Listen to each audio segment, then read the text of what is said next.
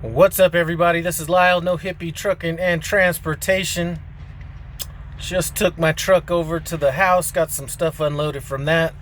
I had planned on getting to some comments yesterday, but we had a sick cat that we had to take to the emergency vet last night, so that took up a little bit of time. But I have had a chance to contemplate the ifs. You know, I was sitting at home this morning, eating my muffin and drinking my coffee, and I had what alcoholics refer to as a moment of clarity. And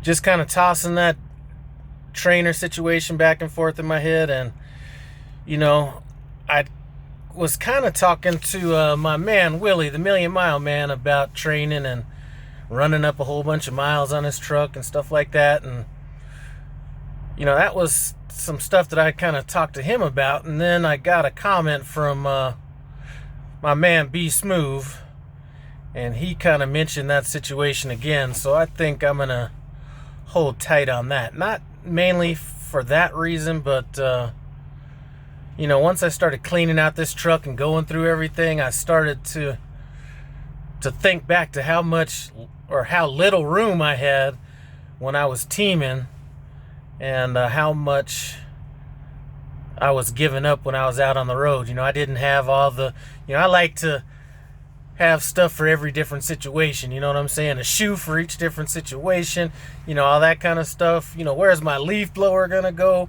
You know, all this kind of stuff. So if it was, you know, the barrier to entry is a little too great, you know, and I really just wanted to train one person to kind of pay it back forward. But,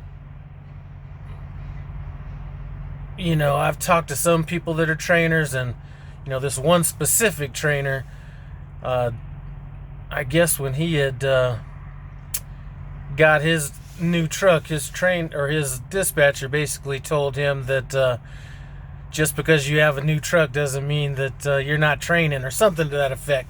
And I don't even want to get caught in that scenario where I go in this with all the best intentions and then end up feeling an obligation to train. So I still may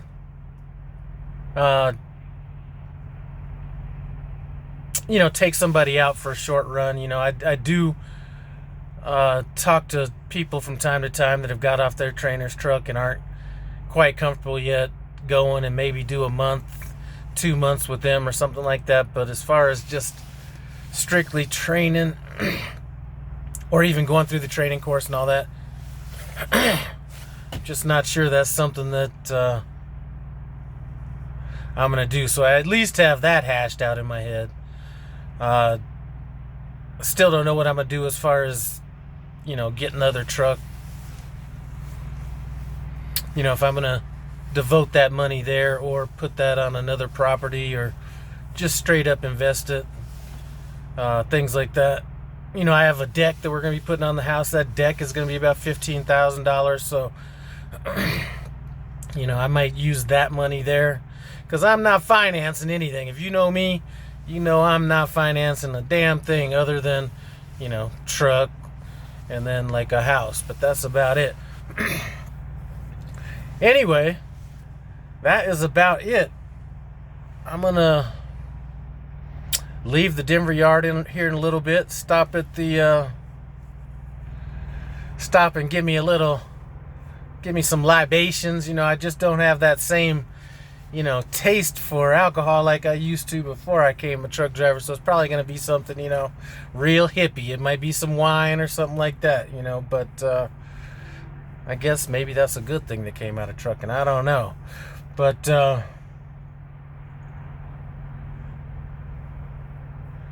anyway, that's about it. Just wanted to kind of give you guys a heads up. Really haven't found the motivation to do any cooking videos for my cooking channel, so that's another thing I'd like to get to, but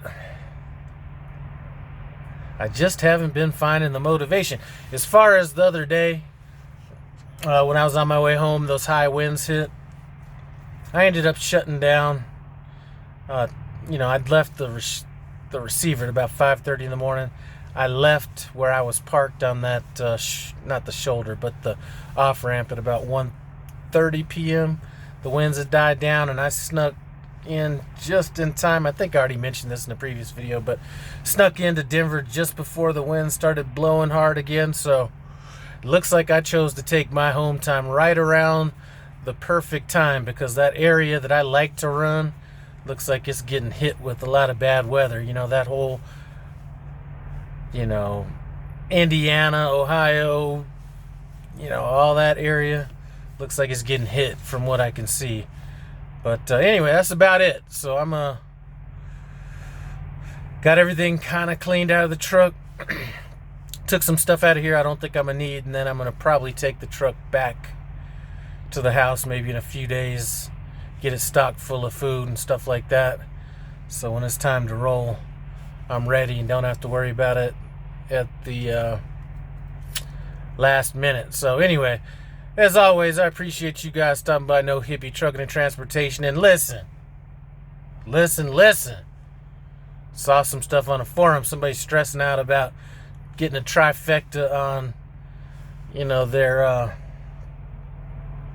CDL exam. Listen, when this is all said and done, take that pressure off you.